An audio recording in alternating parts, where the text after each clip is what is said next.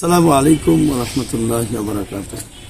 আমার প্রিয় জনপদ কটিয়াদি এবং পাখুন্দিয়ার সম্মানিত ভোটার ভাই ও বন্ধুগণ, সম্মানিত মা ও বোনেরা, সবার প্রতি আন্তরিক শুভেচ্ছা এবং অভিনন্দন। আলহামদুলিল্লাহ, ইতিপূর্বে আমরা অনেক সময় অতিক্রম করেছি। ভোট শুরু হওয়ার আর মাত্র কিছু সময় বাকি। আমি আপনাদের সবার কাছে দোয়া চাচ্ছি।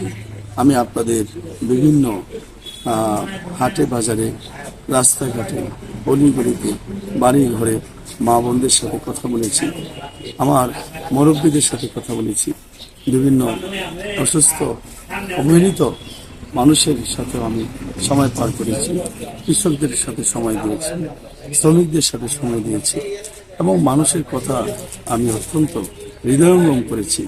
অনেকের অনেক ব্যথা, কষ্ট, আমার অনেক যন্ত্রণা রয়েছে।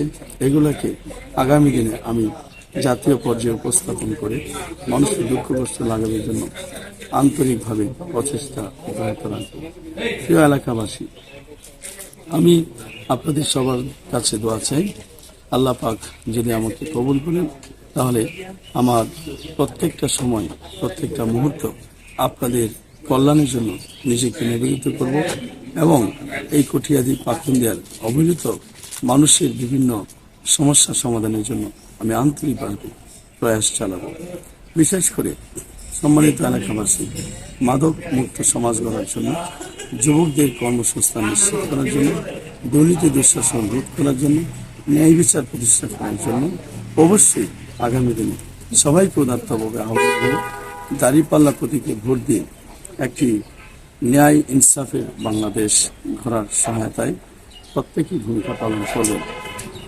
পাশাপাশি আমি আপনাদেরকে অনুরোধ জানাবো, নতুন বাংলাদেশ গড়ার লক্ষ্যে, একটি উদার মানবিক বাংলাদেশ গড়ার লক্ষ্যে আপনারা গণভোটে হাঁ প্রদান করবেন। পাশাপাশি আমি আমার কটিয়াদি এবং পাখুন্দিয়ার নেতাকর্মীদের উদ্দেশ্যে বলব, আপনারা দিন রাত পরিশ্রম করছেন, আমার চেয়ে বেশি কষ্ট পরিশ্রম আপনারা করেছেন।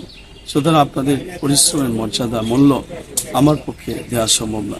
আমি আপনাদের কাছে ঋণী। আপনাদেরকে এখন আমাদের সংগঠনের পক্ষ থেকে যাকে যেখানে যে দায়িত্ব দেওয়া হয়েছে, আল্লাহর উপর ভরসা করে অত্যন্ত নিষ্ঠা এবং আন্তরিকতার সাথে শহীদের সকল রক্তের মূল্যের দিক চিন্তা করে এবং সকল শহীদদের আত্মার আকাঙ্ক্ষা পূরণের জন্য আপনারা কাজ করছেন এবং এই কাজের ধারাবাহিকতা অব্যাহত রাখবেন। বিশেষ করে যাকে যেখানে দায়িত্ব দেওয়া হয়েছে, এই দায়িত্বগুলো অত্যন্ত সুচারুরূপে পালন করে মহান রবের সন্তুষ্টির উদ্দেশ্যে এগিয়ে যাবেন। প্রত্যেকটা কেন্দ্র আমাদের হবে ভোটারদের জন্য অত্যন্ত আনন্দদায়ক, বিনোদনমূলক।